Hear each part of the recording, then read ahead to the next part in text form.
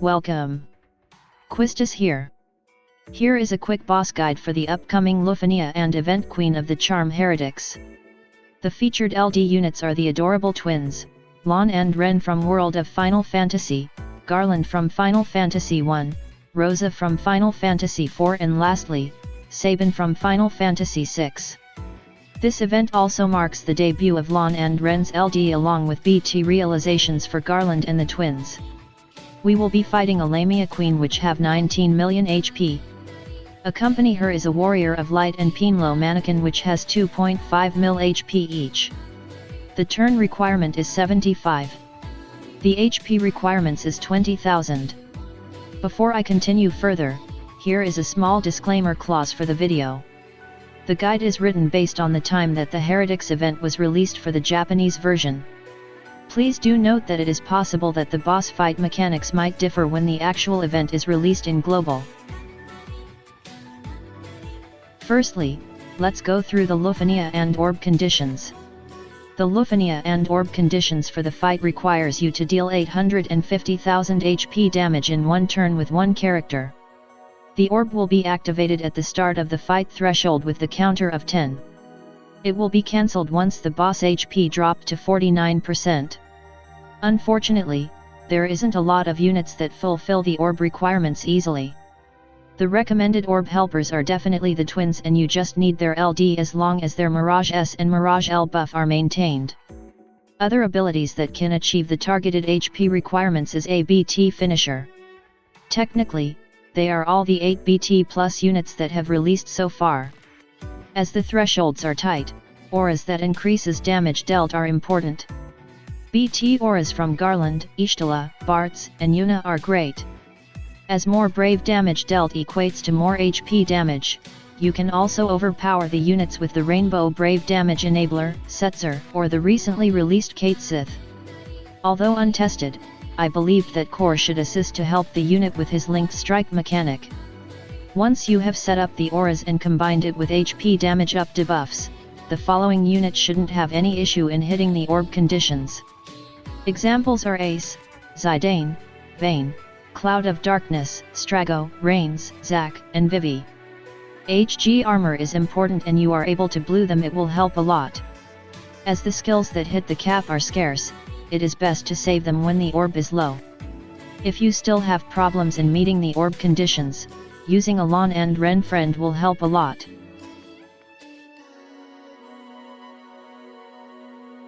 Now let's proceed with some party setup recommendations.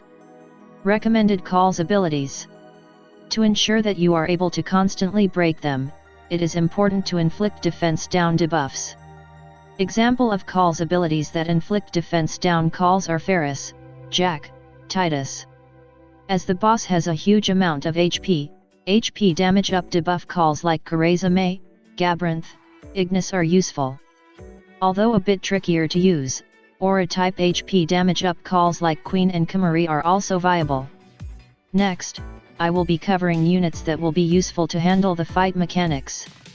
It is important to minimize turns for the fight as the featured units involve two great delayers in Garland and Sabin.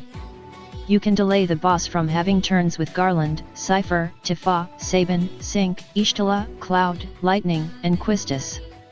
You can delete the boss turns with Zidane and Amidata Lion.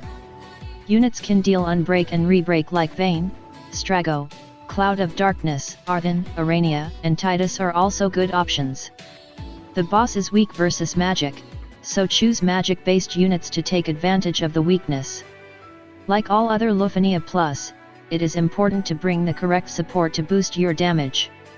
They are the usual cast that you should be using them often like Porum, Agrias, Kate Sith, Setzer, Bartz, and Yuna. Although he is a melee DPS, Garland can provide substantial aura boosts with his BT auras. Similar to the recent Rafflesia raid, the fight also features a boss turn warp mechanic when you have accumulated 10 consecutive actions. So having an action disabler like Kefka, Arcila, and Agrias are also useful for that. No worries, I will be covering that mechanic in depth in the later part of the guide.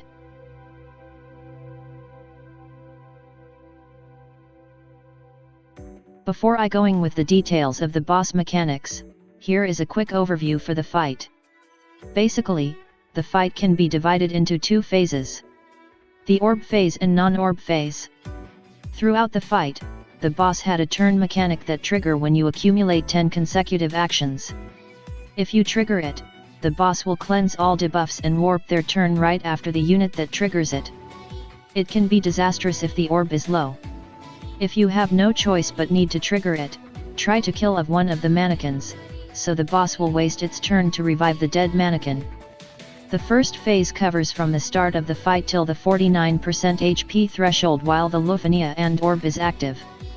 Other than the tough 850,000 HP requirement orb mechanic to watch out for, the boss will also build up its auras as its HP depletes. The brave damage and gain reductions can go up to 90% and the boss could boost up their defenses up to 300%. Constantly upkeeping your debuffs and auras are important as this will ensure that you are able to deal the required damage. If you brought a Lann and Reynn friend, it's ideal time to swap them in for the fight when the orb is low or near the 59% to 49% HP thresholds. By the way, do share Lann and Reynn if you managed to get their full kit, they will help a lot for this event. So once the orb is gone, the fight should be easy? Not really until you finished dealing with the following mechanic. At the start of second phase, the boss will resummon 2 mannequins if they are dead or heal them up back to 100% if they are alive. The mannequins will also gain 200% defense boost along with 70% brave damage auras.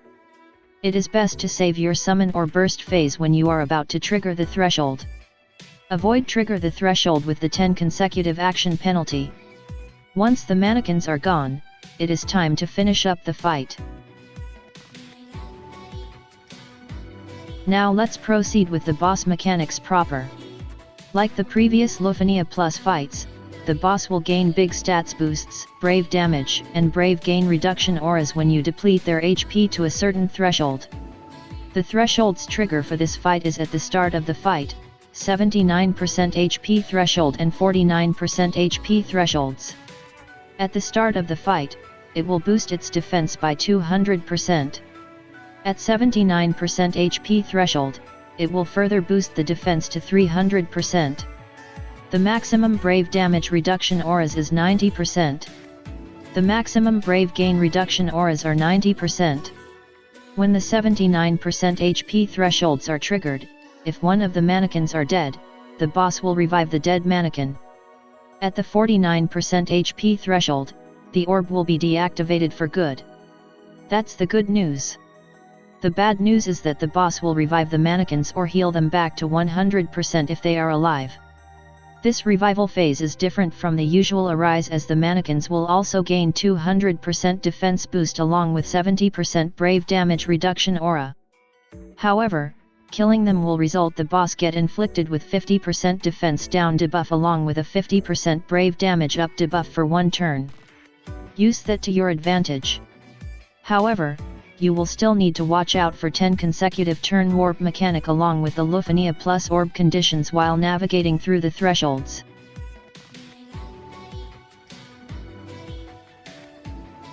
We have come to the final section of the guide. At the start of the fight, you see the following prompt.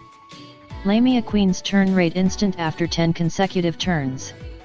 Assuming that the actions work similar to the previous Refleja rate event, here is a table showing on how the actions count work. A simple trick is keeping one of the mannequins dead so when the Lamia Queen warp its turn, it will use a rise instead of its other move set. The downside is that your precious debuffs will get cleansed if the mechanic got triggered. So, it is your best interest to avoid trigger the mechanic where possible and give them some turns. Units that can disable actions like Agrias will be useful. There are also runs featuring Kefka and Arcila for their HP silence when the event is released for the Japanese version. Depending on your party setup, you can end up killing them without even bothering with 10 consecutive turn limit. On the right side of the slide, I have listed down the summarized move set of the boss and the mannequins. As the mannequins can provide substantial boost to their party, example 20% HP regen or shields to negate your HP damage, it is important not give them any turns to set up those buffs. The Lamia Queen will always prioritize in reviving the Warrior of Light mannequin first, followed by the Peen Low mannequin. One notable moveset to watch out from the Lamia Queen is Allure, which will disable the target unit turn for 1 turn. If you like the video, please give it a like and subscribe to the channel for such future related content.